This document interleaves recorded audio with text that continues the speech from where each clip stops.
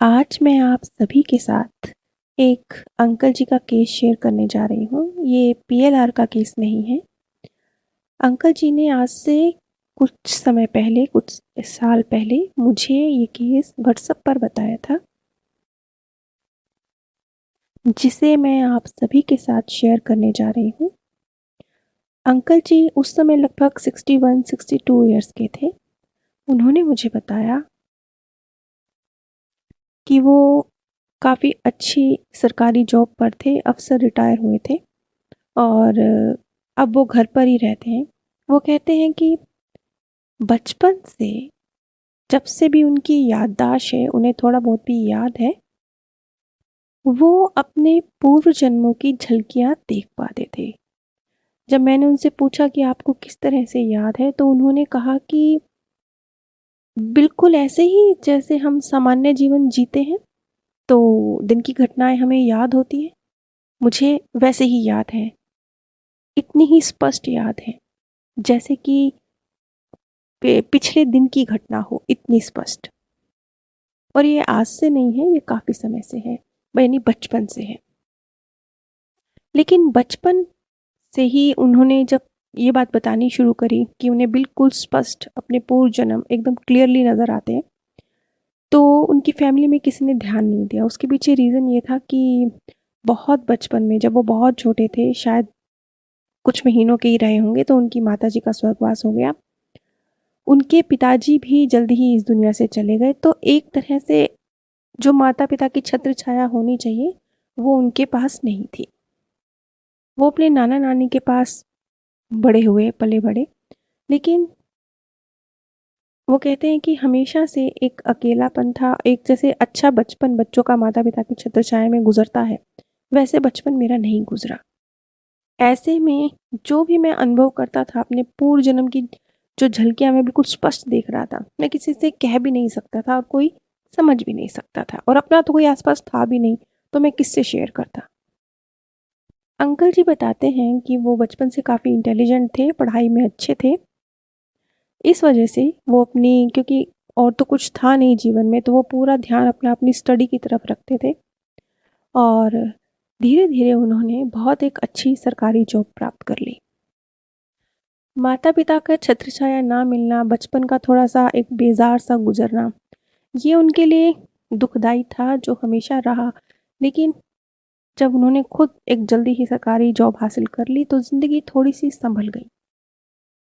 लेकिन अब हम पीछे चलते हैं और अंकल जी जो बचपन से देखते आ रहे थे, वो क्या देखते आ रहे थे? वो कहते हैं कि मैं बहुत स्पष्ट कुछ दृश्य देखता था, जिसमें मैं स्पष्ट देखता था कि मैं एक बहुत ही क्रूअल ज़मींदार हूँ।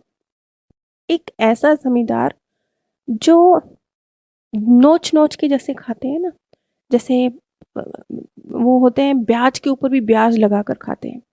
इस तरह का एक व्यक्ति मैं रहा हूँ, और जो अनपढ़ लोग होते हैं, जिन्हें कुछ समझ ही नहीं होती, जो कहीं पर भी जिनसे अंगूठा लगवा के आप उनसे उनकी सारी प्रॉपर्टी पर भी अंगूठा लगवा दें, तो वो लगा देंगे।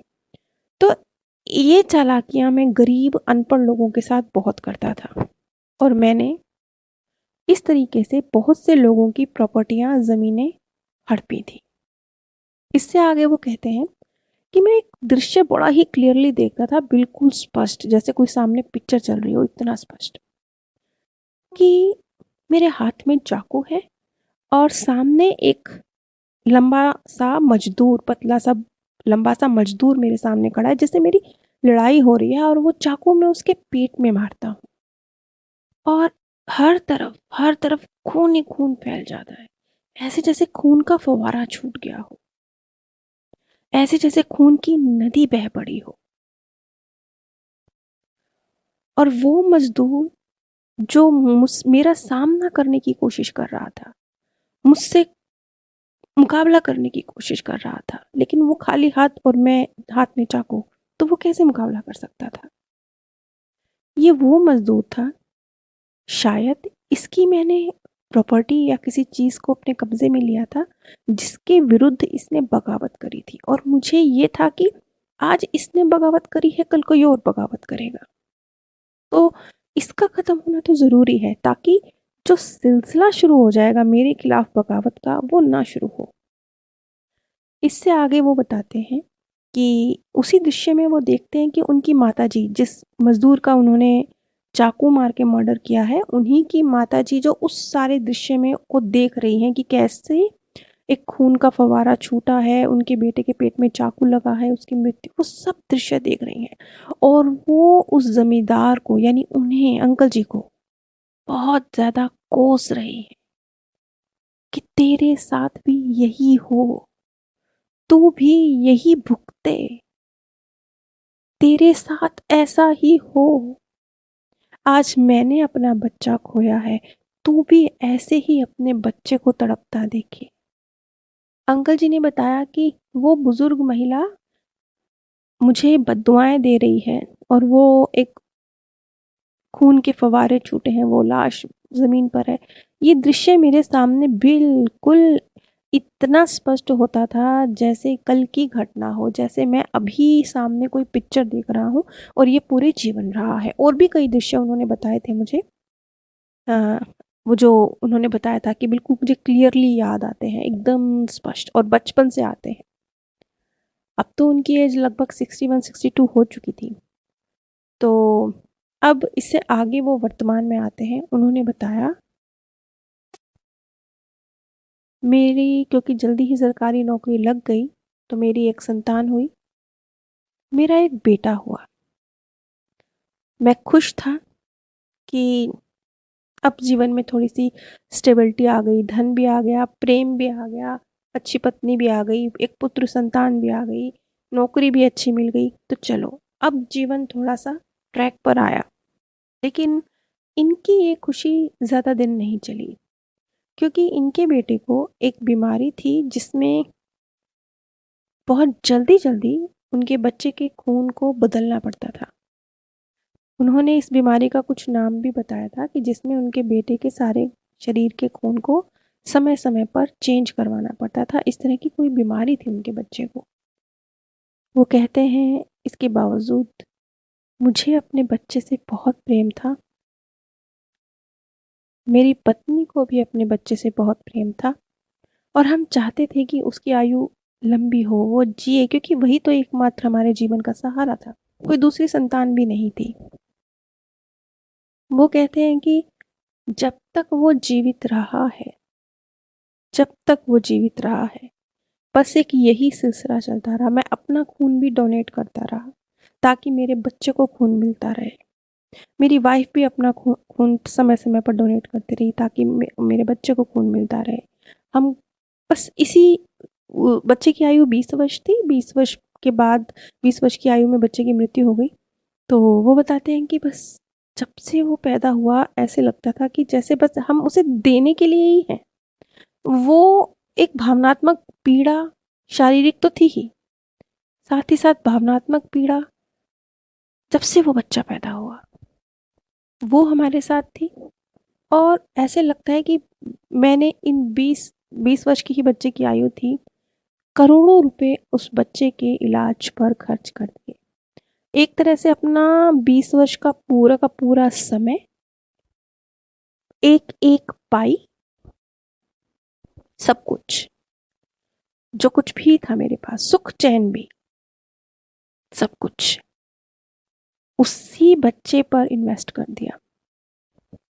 लेकिन इतना सब करने के बाद भी मृत्यु से तो कोई जीत नहीं सका है। तो जब वो बच्चा 20 वर्ष का था, उस बच्चे की मृत्यु हो गई। आज वो कहते हैं कि अब मुझे ऐसा लगता है, उनका पीएलआर नहीं हुआ था, ये उनको बचपन की घटनाएं थी जो उन्हें याद थी और उन्होंने मेरे साथ शेयर करी थी। तो वो बताते हैं कि अब मुझे ऐसा लगता है, वो बच्चा जो 20 वर्ष तक सिर्फ लेता रहा, लेता रहा, लेता रहा, लेता ही रहा, हर तरह से, चाहे धन, चाहे इमोशंस के रूप में, चाहे सेवा के रूप में, हर तरह से, शायद वो वही मजदूर था। और शायद उस माँ का शाप ही मुझे लगा था, जो मैं ये भरपाई कर रहा था। उन्होंने बताया कि उनके बच्चे को गुजरे अब बहुत लंबा अरसा हो चुका है, लेकिन फिर भी बच्चे की याद दिल में एकदम ताज़ा है, जैसे वक्त वहीं पर रुका हुआ है जिस दिन वो बच्चा इस दुनिया से गया। लोगों को लगता है वक्त गुजर गया, लेकिन मेरा वक्त वहीं ठहरा हुआ है। अब आप इस सारे केस में समझ सकते हैं कि किस तरीके से पीड़ा तो है, लेकिन देखिए कितनी मल्टीप्लाई हो गई है, क्योंकि अंकल जी इमोशनली उस पीड़ा को सहने के लिए बिल्कुल मतलब अंदर से बहुत कमज़ोर है। एक तो है कि आपको 100 किलो का बोझ उठाना पड़े और आप में ताकत भी हो। एक है आपको 100 किलो का बोझ उठाना पड़े और आप में 10 किलो की भी ताकत ना हो। ये वाला हाल अंकल जी का रहा। और इस इमोशनल और फिज़िकल पेन के साथ-साथ अंकल जी के अंदर वो जो कहते हैं, बस मुझे हर वक़्त यही लगा कि वो शाप मुझे लगा है। अब एक दूसरा सवाल भी पैदा होता है, तो अगर अंकल जी ने जो ये सारी बातें मुझे बताई, इन्हें समझा जाए तो क्या वो जो मज़दूर व्यक्ति था, क्या उसका पाप मतलब उसने लिया, क्या उसका भी तो पाप कर्म, अगर वो 20 साल एक बीमार इंसान के रूप में जी कर चला गया, उसने भी क्या हासिल किया? तो यहाँ पर हम सिर्फ़ इस बात का अंदाज़ा लगा सकते हैं, क्योंकि उस बच्चे के बारे में हमें कुछ भी नहीं पता, काफ़ी अरसा हो चुका उसे उस दुनिया से गए। हम अंदाज़ा लगा सकते हैं कि उस मज़दूर के रूप में भी उसके कुछ कर्मा रहे होंगे, कुछ जो हमें मालूम नहीं है। क्योंकि अंकल जी जो दृश्य बताते हैं, वो कहते हैं कि वो जो मज़दूर था, वो भी कोई सामान्य मज़दूरों की तरह लाचार, इस तरह का मज़दूर व्यक्ति नहीं था। वो ललकारने वाला, सामना करने वाला व्यक्ति था। अब अंकल जी ने जो कुछ बताया, कुछ ये अधूरी ही कहानी है, क्योंकि ये अंकल जी की यादों से निकली है। मुझे लगा कि मुझे ये स्टोरी आप सभी के साथ शेयर करनी चाहिए। अब अंकल जी काफ़ी बुज़ुर्ग हो चुके हैं और एक बुज़ुर्ग व्यक्ति की तरह अपना जीवन गुजार रहे हैं, और वो अपने जीवन से हमेशा नाखुश ही रहे हैं, क्योंकि प्यार तो किसी भी तरह से उनके जीवन में आ ही नहीं सका।